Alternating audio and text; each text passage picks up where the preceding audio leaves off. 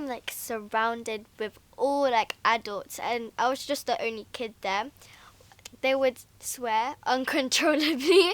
Leanne, she said, "Oh, Jaeden, you should do a swear jar." I had £100 by the end of it, and you must know that's just a lot of money.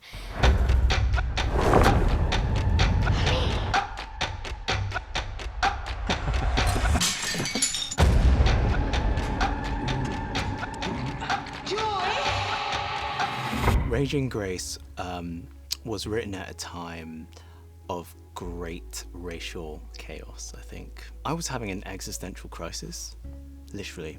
Like, I didn't know who I was or why I was doing anything. I'd realised I'd spent so many years of my life rejecting my heritage and my culture in order to fit in. And these were lessons taught to me by my parents, which I know these lessons came from, or at least were forged in a place of survival. They wanted me to be able to succeed. But what that looked like for them was for me to be able to assimilate, you know, get the good grades, but don't stick out, you know, sort of excel, but don't rock the boat. And it was about aspiring to whiteness and white approval. And I think for me, it had a devastating effect. And it was all coming to a head in 2020 when I realized just how much I had rejected myself, the roots of myself. It brought me an enormous amount of shame and pain. And that pain was compounded by, you know, the rise of open aggression towards East and Southeast Asians. It inspired a rage that was so incandescent, so dangerous, that I knew I had to put that into a place where I could express that safely. And that was on the page, and that was the birth of Raging Grace. Hello? Ah, there you are. You must be the new help. I see you've already met dear Uncle Nigel. Is it? It is, I'm afraid. Dreadful disease. My first response to Raging Grace when I read it was it leapt off the page. Incendiary is a wonderful word to describe Paris Zarcilla's script. I was immediately excited, and I leant forward energetically into it. It really caught me. With Leanne, who plays, Catherine, she's just someone who just understood the assignment completely, you know, who spoke so eloquently about the nuances of, the failure of white feminism in this, in a world where we're trying to progress, and just knew how to express the insidiousness of new white power in the structures of oppression that we're in, and understood it, and knew what it meant to be able to hold that responsibility and, express it on screen in a way that was, both artful and brilliant and hateful in a way that you enjoy hating this character. I think all the way through this process, Paris is so entwined with the work that he has conjured and created in his debut feature. My initial response to both of them, the work and the man that created the work, were instantaneous. Grace? Grace, this isn't funny. Grace? When I was making this film, I was like, ooh, what's gonna happen? Because I never really been in this industry before. It was my first time, and when I walked in, I was so shy. I was so... Whenever I got to film a scene, I was so excited because I was like, whenever I'm in front of a camera, my just bubbliness just comes up right out of me. When you look at the sort of dearth of young actors out there, there aren't many Southeast Asians. And so I had to look off book, and I found Jaeden Boadilla, who plays Grace.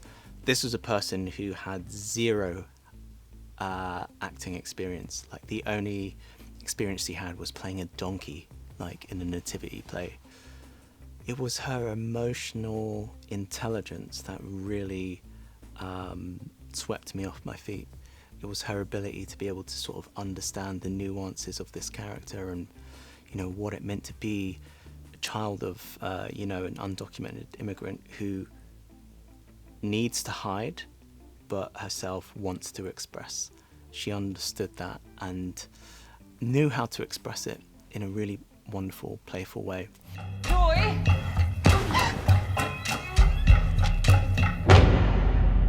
How long have I been sleeping? We rehearsed for a week in London. The shoot was going to be really intense and really condensed. And I think rightly he felt like with the subject matter and how closely we were all going to have to work together, we were living together in the house that we shot in. He wanted to give us some space and time to sort of breathe into the thing and each other.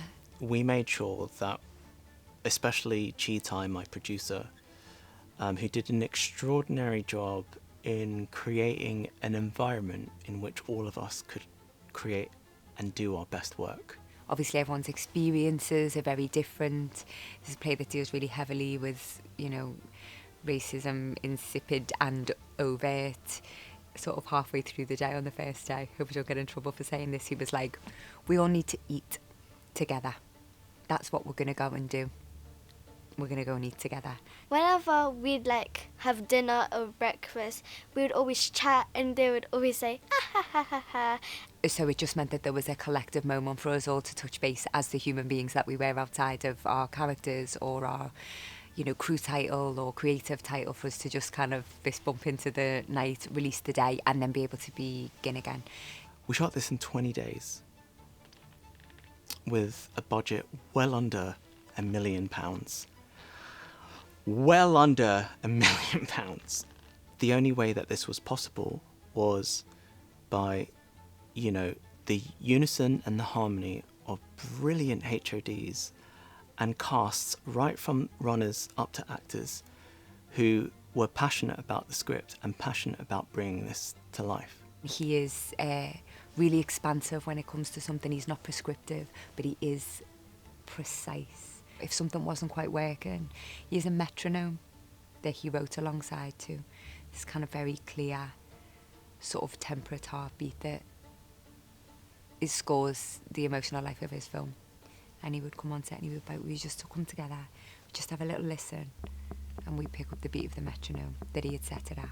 And then he'd ask us to run the scene. And then, so there were so many moments where I was like, this feels a little bit in some other space. It's a little bit radical. I loved it.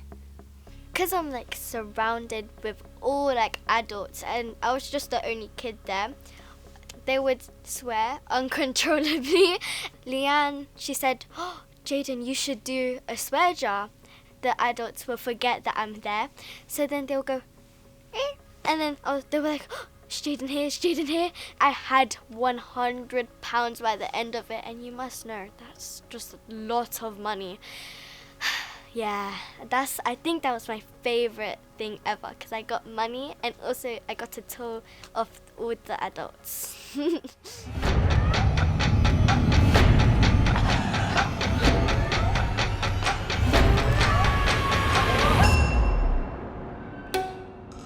This film, for me, was my own coming of age, which was so very specific to me and the experiences of, you know, my mother and many other domestic workers. It was to be able to show a lived experience and specificity of a culture, Filipino culture. But what I really want is for people to be able to come away from this to see a lived experience, to be entertained while it's still being an edifying, informative experience about a marginalised community. I really hope people are entertained. I think it's a truly, truly entertaining piece of work. I would like them to be provoked in the best possible way. Like many pieces of work that lay something in front of us and say, I'm going to give this to you in a way that maybe will be more available. So we're going to make this a horror. We're going to make this a psychological thriller. And then the punchline at the end is we're the monsters. The thing lurking in the basement is ourselves. And I'd love people to really be able to metabolise that and just think about it afterwards with no expectation of what the end result of that might be, but to just think about it. I want people to come in and sit down